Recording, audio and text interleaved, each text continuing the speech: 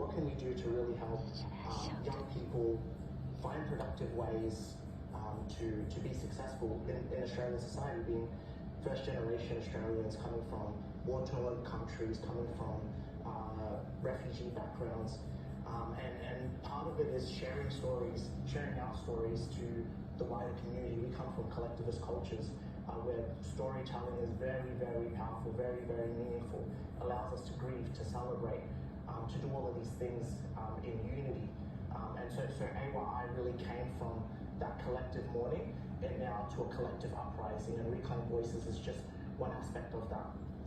What's it like going to speak to people and you know, then when they see this documentary as well, and you see that little spark in some people, that must be, I guess, really changing for you too, as well as them. Yeah, most definitely. I think there's an opportunity to see past the headlines, to see past the data and the statistics, and actually see the humanity of people, even for those people who do fall short, and those people who do fall into that criminalistic lifestyle, but to be able to see the human in them, and I think to see that spark is just something that really touches us. That's our purpose, and that's what we want with Reclaim Voices.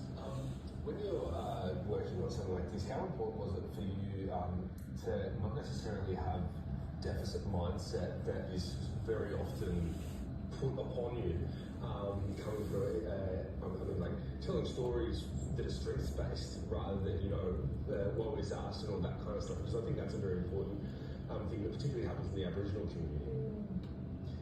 Yeah, I think that's really, it's something that comes naturally because we see these young people, we see the depth of talent that we have, we see all these amazing stories. Like Milal said, unfortunately, these aren't always the stories that get highlighted or shared. These aren't the things that necessarily make the media. It's not necessarily even the stuff that we talk about in the community now. So for us, it's, yes, we want to share these stories, we want to let the community know about, hey, there's been some things that have gone on, but we also celebrate young people. We have programs where we've got young African Australians that got 99.95 ATARs. We bring them back into the community so they can share. And I think similar to the First Nations community, a lot of it's about storytelling. We can come shine a spotlight on these stories. We can not only change our community, but we can change the whole of Australia together. And I mean, you know, you're doing work, but the media industry also needs to do the work. What would be your message to journalists